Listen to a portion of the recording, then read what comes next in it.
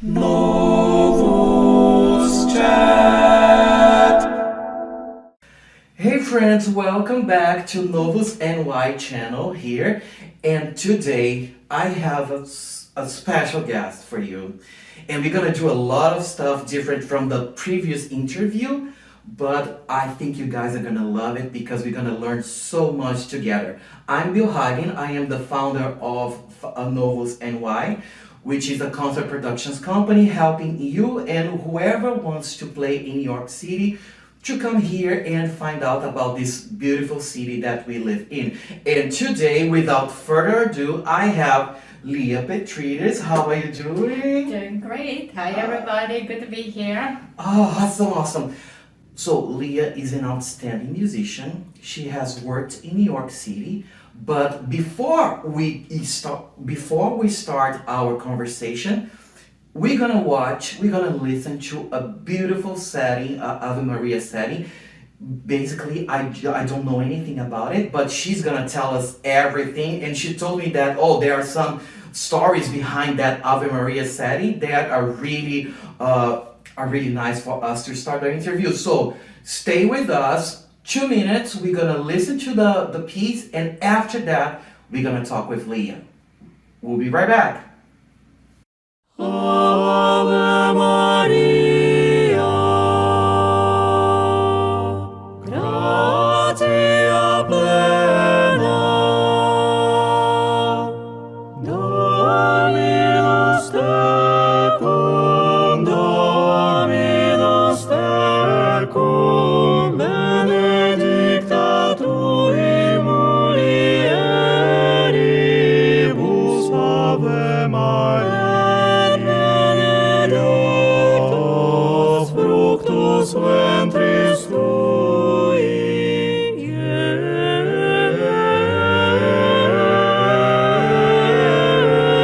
Iesus. Sancta Maria, Mater Dei, ora pro nobis peccatoribus, nunc et in hora mortis nostrae. Maria, ora pro nobis peccatoribus, nunc et in hora mortis nostrae.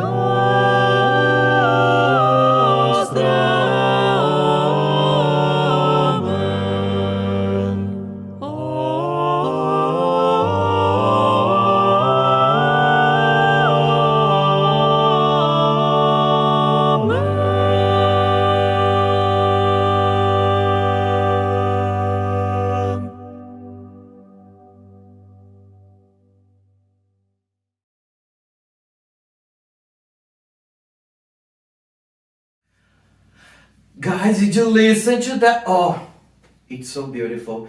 Now, Thank you told me that you have some stories to tell us about this, and they are related to who you are and what you do and your career. And please walk us through this Ave Maria that we just heard, and tell us how this piece came about and everything that you'd like to share with us.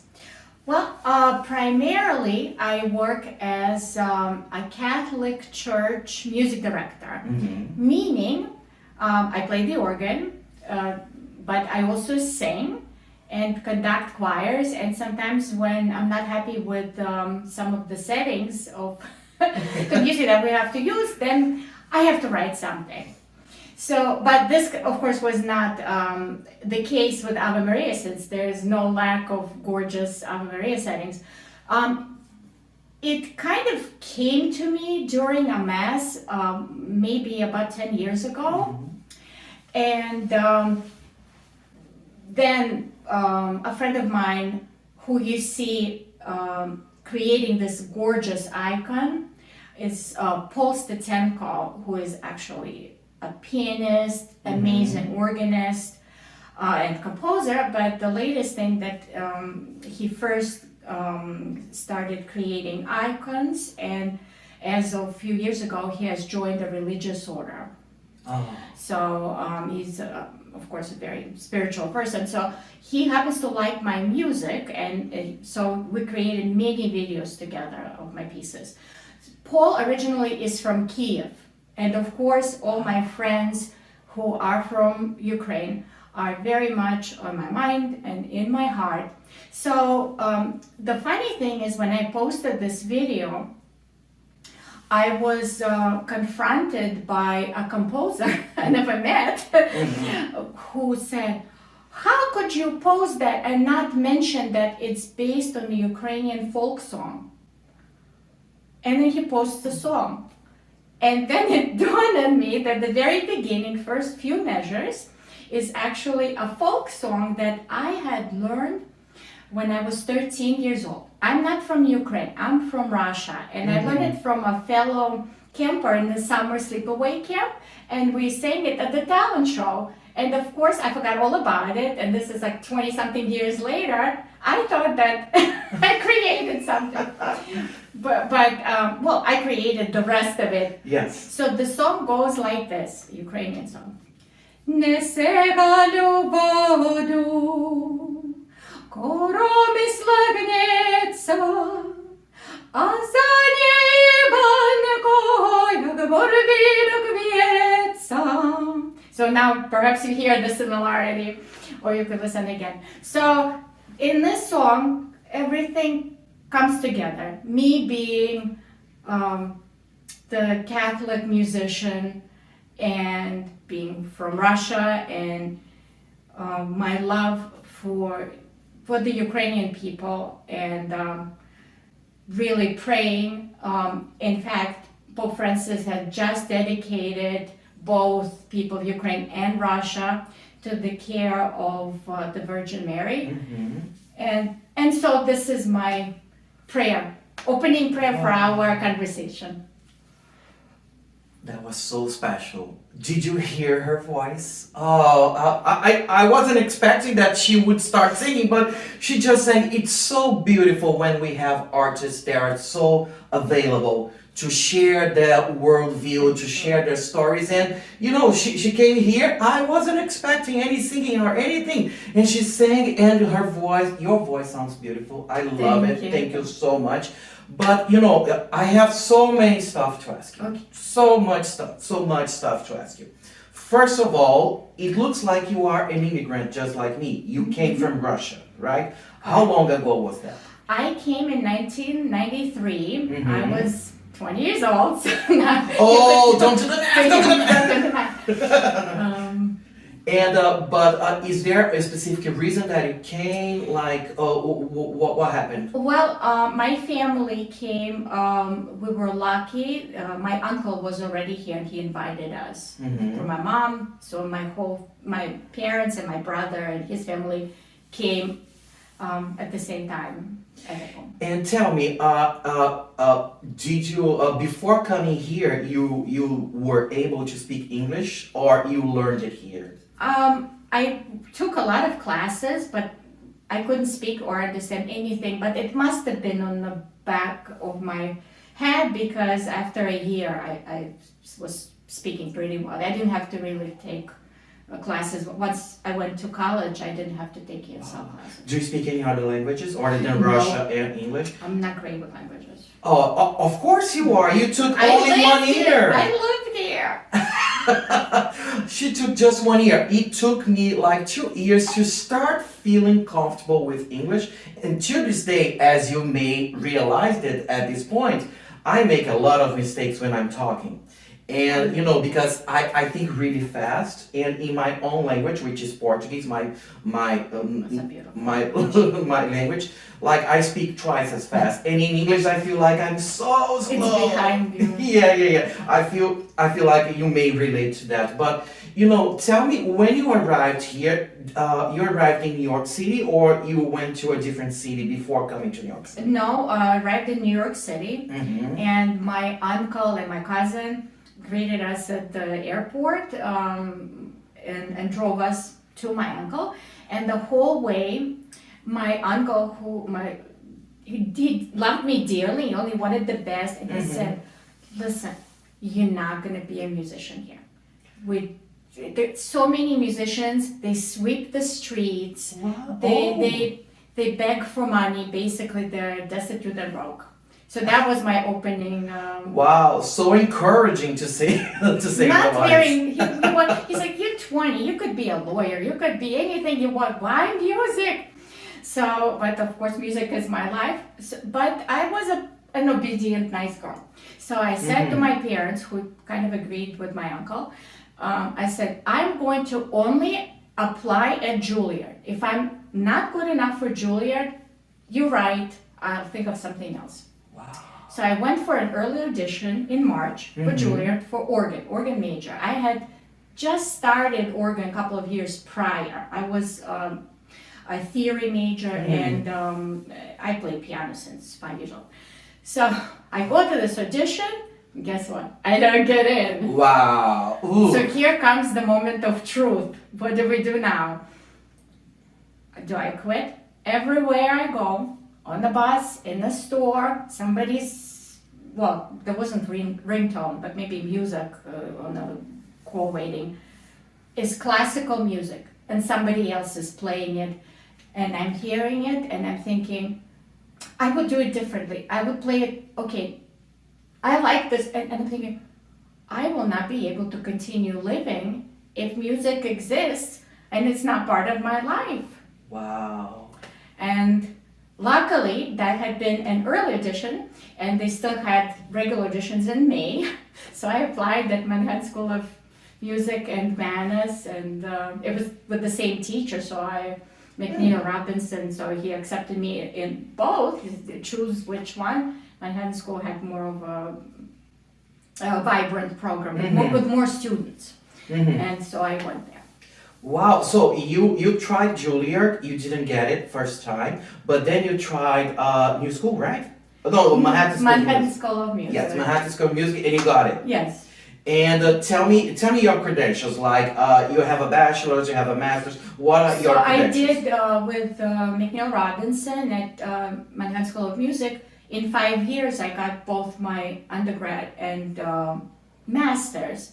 And then I kind of took a year off, and my husband was really encouraged me to try different places. He said, you've been with the same teacher for now 5 years. See what else is out there. I said, well, one place I'm not applying for my doctorate is Juilliard. They didn't even want me for my undergrad. He said, I will never talk to you again if you don't.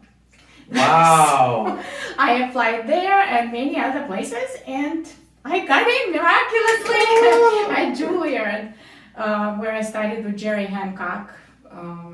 Both he and McNeil Robinson are now playing for the Angels. That's amazing. Oh, I love it.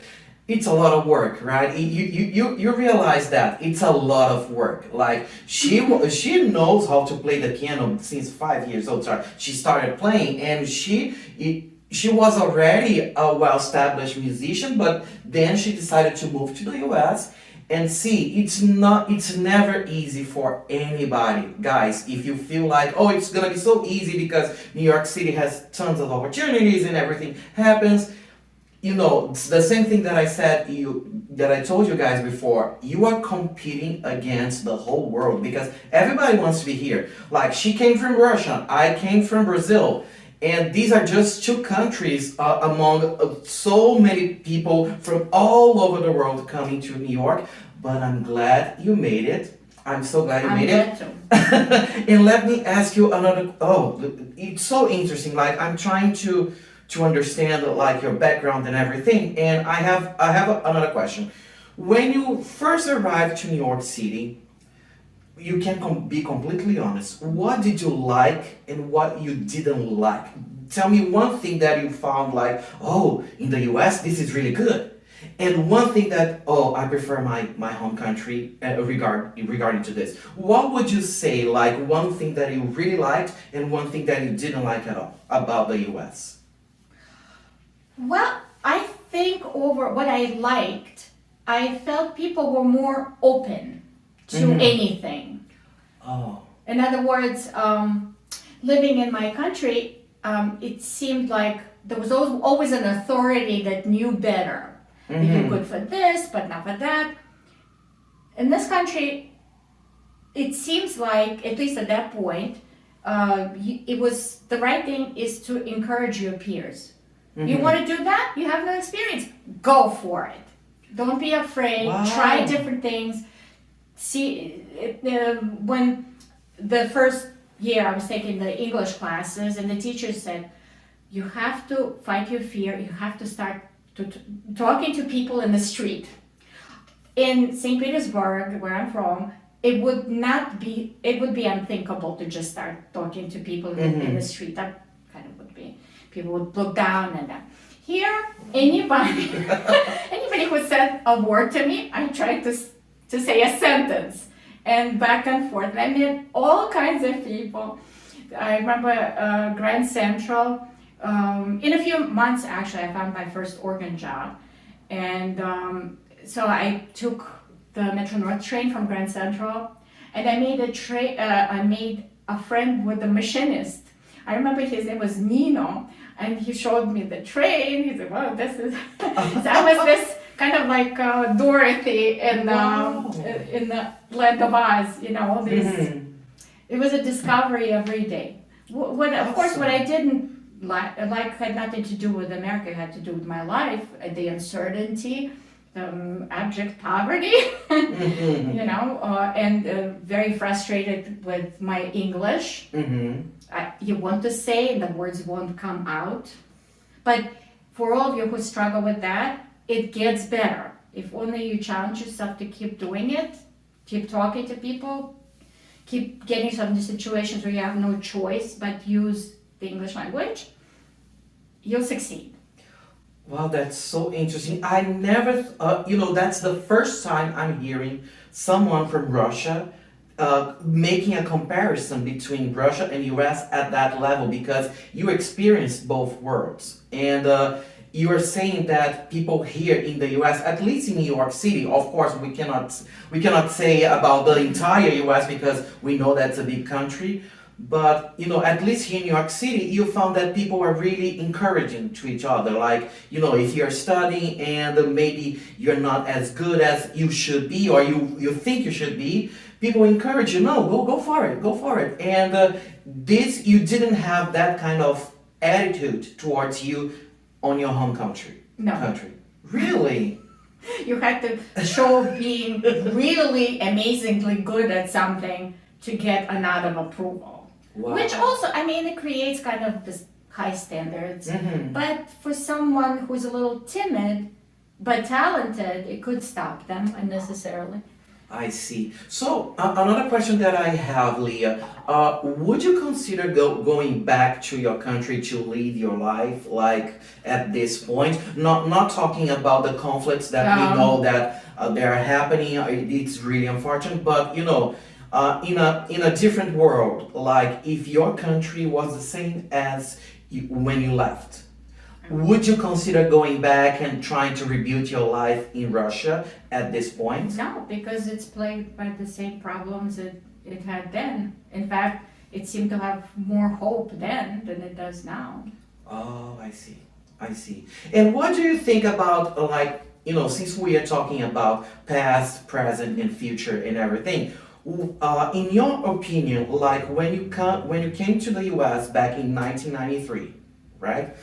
What's the difference that you see in the US, like around your life, around your circle of friendships and everything? Do you see any difference between the US in 1993 to the US in 2022 in terms of your network? Obviously, like many things have changed because we have technology and everything. But in a more personal level, do you feel like people are different from what they were in 1993 when you first came? No, I think overall there's same kind of. To me, Americans seem like people who are hiking in the mountains. Wow. They want to be comfortable, they want to have their supplies, but they're basically open to challenges and they're expecting to discover something new. And I think that spirit is still there. It's still there. And it's different from Russia. Yes, well, see, you said not to say anything negative. No. What I say is that not saying anything negative about specific people and ensembles, but for instance, I am Brazilian and I can say that I don't like Brazil. I don't like the culture, but this is me because I understand that some people in Brazil, they love the culture. When I say culture, it's a range of things, but one of the things that I really hate is like people in Brazil, usually they don't have schedules. There is no schedule for public transportation, and there is no, for instance, if you schedule like, the rehearsal will be Tuesday at 7, and people arrive at 7:15 and they feel good about it because, I am just 15 minutes late. This is unheard of in a professional setting, of course. And in Brazil, it's not a big deal. And I was so frustrated all my life because I'm really, I try to respect everybody else's time, in a sense. And therefore, in order for me to do that, I need to be on time. To the best of my ability, of course, because here in New York City, we rely heavily on public transportation and all of that kind of stuff. And sometimes things go, we don't have control over things, and sometimes we get late, we arrive late. But the thing is, in Brazil, it's not a big deal, and for me, it's a huge deal. Like if I schedule with you, like this interview is gonna start at 4 p.m. and you are 4:10, and it's 4:10 and I'm not there, I start shaking and I feel so bad. And I feel like, I'm saying something negative about my culture, and I can't. And everybody's entitled to their own opinion. So when I ask you to compare Russia with U.S., because you as a Russian, as a person that was born there, you know way more than a lot of people about Russia because you lived there. So that's why I'm asking you to draw that comparison just to. Well, I don't want to say something is worse and something is better, but in America, everybody sells themselves, try to sell themselves. So they kind of talk up their qualifications, they make everything look very beautiful. And therefore, sometimes we have what's called a paper tiger, a person who is really good on paper, but then in reality, they don't possess the skills. Wow. Whereas in Russia, it's kind of the other way around. It's considered an extremely bad taste to praise yourself and talk highly about your qualifications. Wow. But it could also hold somebody back. Like myself, it just happened. I chose theory. I went into theory because of composition. And I always played the piano, but I don't have a formal training in voice.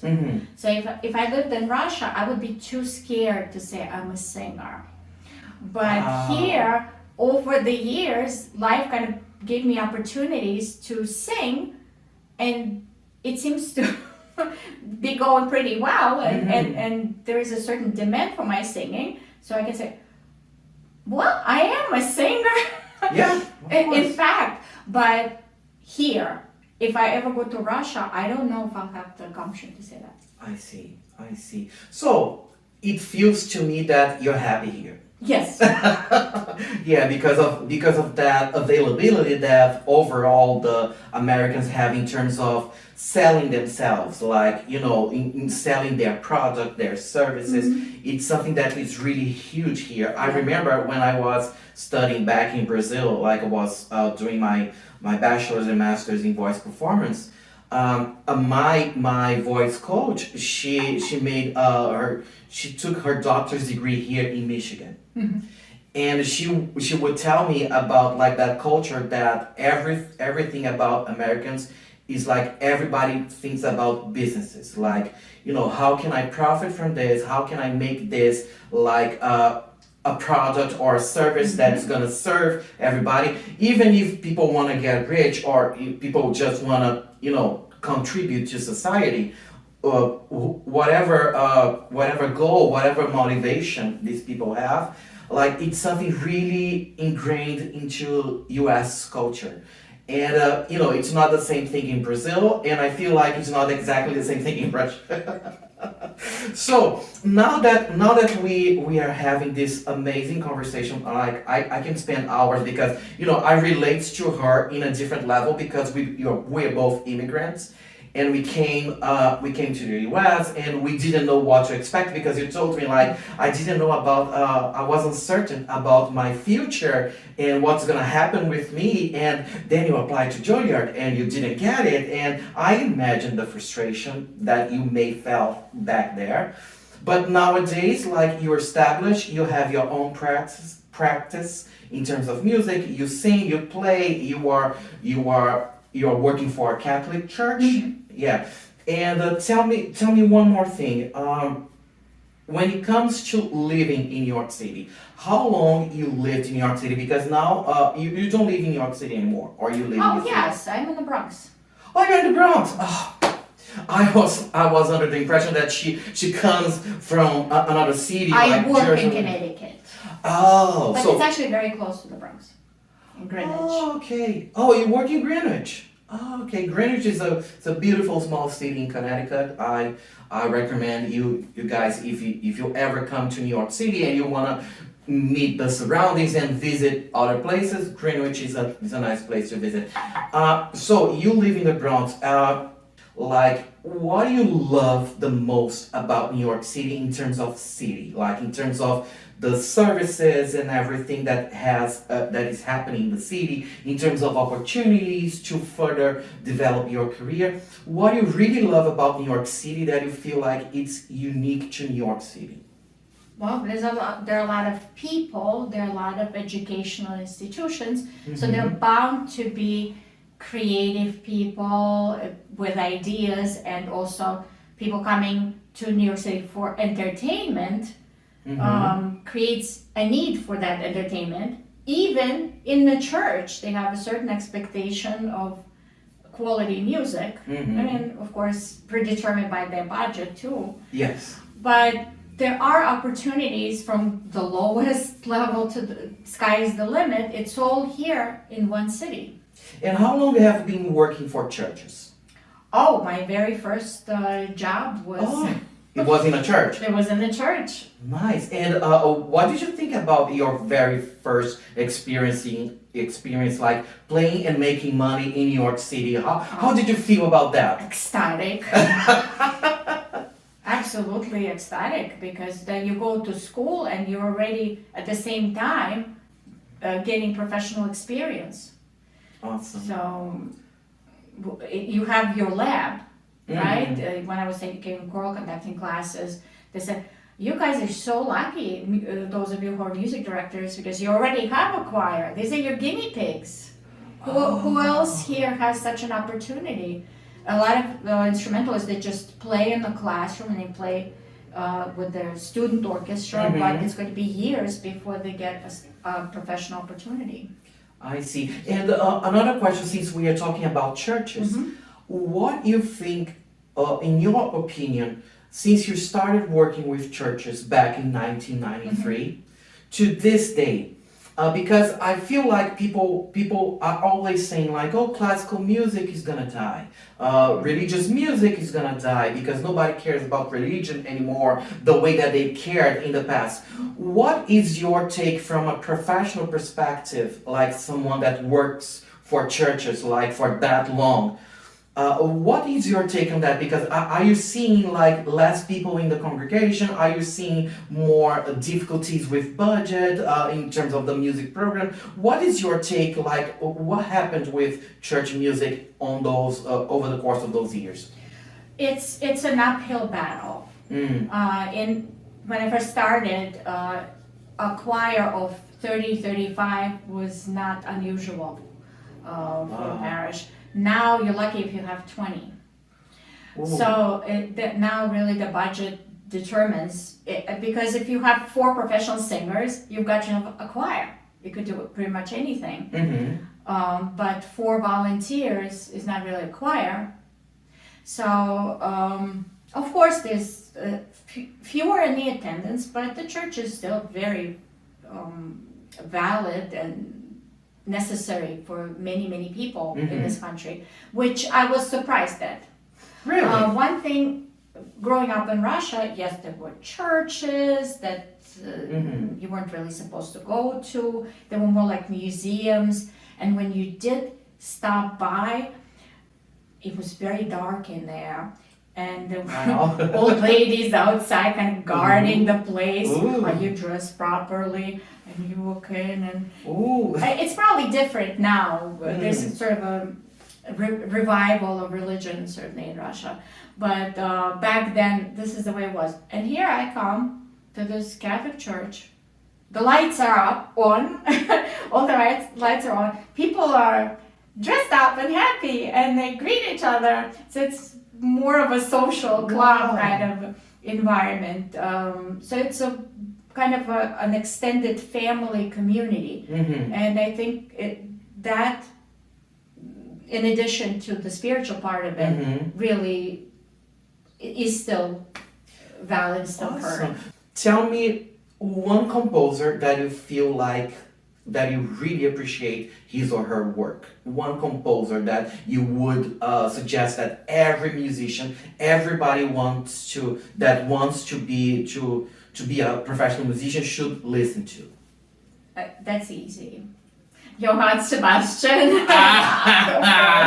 Oh my goodness. He's amazing. If you lose all the rest of the music, which I would cry if we do, but you could still have music if you've got Bach. And what's your favorite piece from Bach? How do you choose? Yeah. Well, St. Matthew Passion is way up there.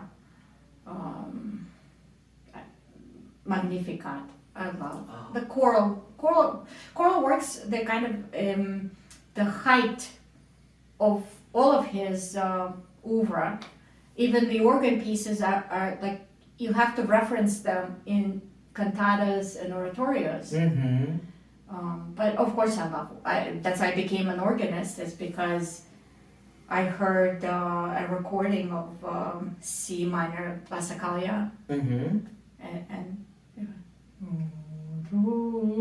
I hear the hair starting to stand on your head. Wow, I could be that person playing that music.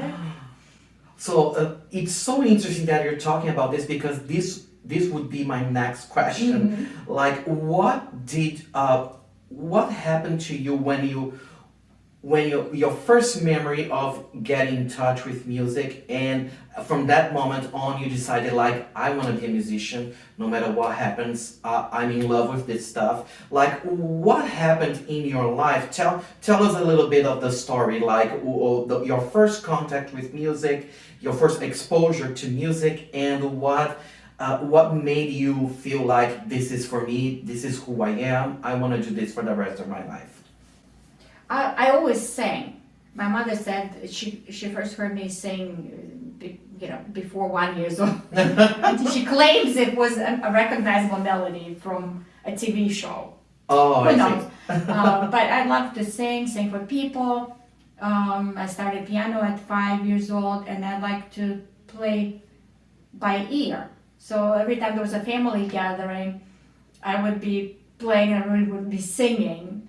So I always did that. What touched me was Bach, like from the first lessons, little Anna Magdalena book pieces, and maybe cry if it was a minor.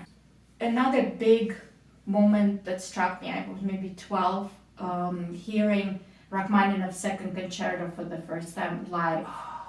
Wow. The feeling was indescribable. I don't know if I was thinking, I want to be a musician, I want to do that, but just that music is amazing. Music changes your life, right? Wow. It gives you these emotions that nothing else does. That's so beautiful. And, I can relate to that. I definitely can relate. I think some people cannot understand where the passion comes from, why we do what we do, because, for discouragement, we have tons of discouragement. Like she told at the beginning, her uncle, like, don't apply for that, don't do that because you're not good enough for that, this and that. And there is so much discouragement because we know that musicians may find it challenging to have to have a life and to pay the bills and everything. But I don't know if you agree with me, but I would say that it's not exactly a choice. When you get that feeling with music and you relate to music in a kind of a soul level, it's really hard to explain in words. But when you get that feeling and like, this is what I'm gonna do, I don't care. And even if I'm really poor and my life is a total mess, as long as I can play or I can sing or I can do something with music, in my case, create music because I love composition, and I'm gonna be good. There is something good in my life. What you feel like it takes from a musician to make it work in New York City? Like, for instance, somebody that is watching us and is planning on moving to New York City to try something new with their career and everything. What do you feel like that person has to have in terms of skills or experiences or a combination of both that would increase their chances to be successful in New York City? I can't speak for other instruments than keyboard instruments. So I would say with that, this is what you have to bring. You have to sight read the daylights of music. Sight reading is so important. Playing by ear important. Sometimes you'll be given a melody and you have to create an accompaniment like this. So these are just pure professional skills. If you can transpose, huge plus, because if you're working with singers, they feel like A flat today and tomorrow they feel like G. And so try to internalize as much as possible of common repertoire to where you could play it in a different key on demand. Now, in general professional, what you were saying, punctuality. You have to be on time. You have to follow up. You have to not ask too many questions because you don't want to be high maintenance. Oh, that's important. Listen to that. That's important. You have to be easygoing. If you hired for a concert and there's a snowstorm and the concert is canceled and you did not actually have a contract, don't call back screaming at whoever hired you that you must pay me because they probably have no money. Then they have to pay out of their pocket. If you hire people, try to be responsible as much as possible for what might happen. Try to anticipate things. So just be a good professional, honest and not too heavy. I on a regular basis, I play a very wide range of gigs, you would say.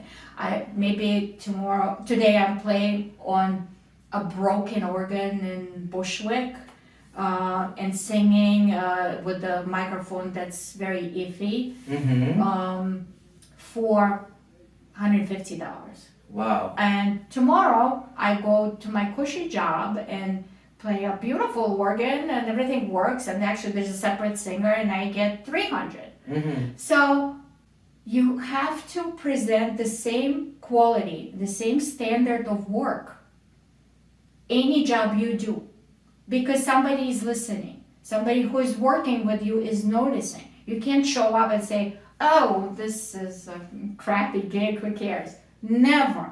Treat every job like it's a performance at Carnegie Hall.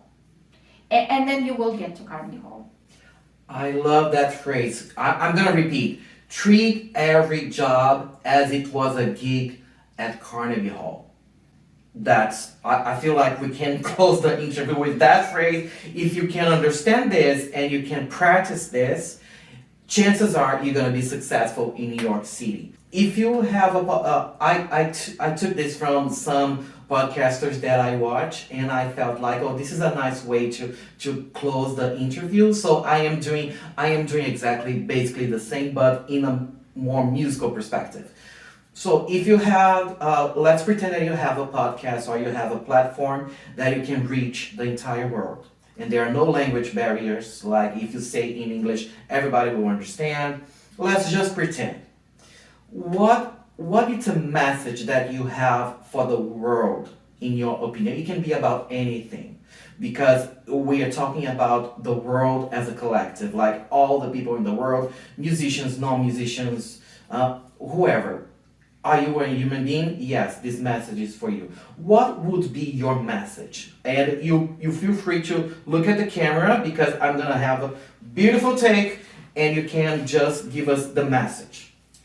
Okay.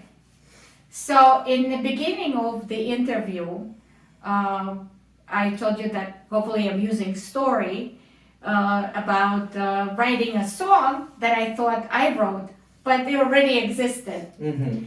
There's really nothing new in music. It's really kind of hard to invent any kind of completely new combination of notes. Mm-hmm. Everything we write is based on what we've heard. And it's just like that in the world and in the way we interact with people. There's nothing new. Nothing, as you can see, has changed since Cain and Abel. Mm-hmm.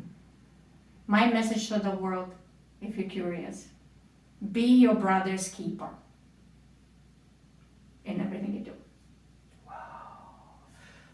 Guys, thank you so much for watching this. Liya, thank you so much for your You're time. very welcome. I enjoyed every single minute of this interview. We should schedule a new one, another one. How about that in the future or whatever? If you are like, I'm gonna post on the description of this video, I'm gonna post some links for Liya's works, so you can get acquainted with, you can know about what she's doing right now and everything. And but for the time being, thank you so much for watching. Thank you so much, Liya. Thank you so much, Bill. It's been a pleasure. Oh, the pleasure is all mine. And thank you so much, guys. See you next time. Thank Bye bye. you. Bye-bye. No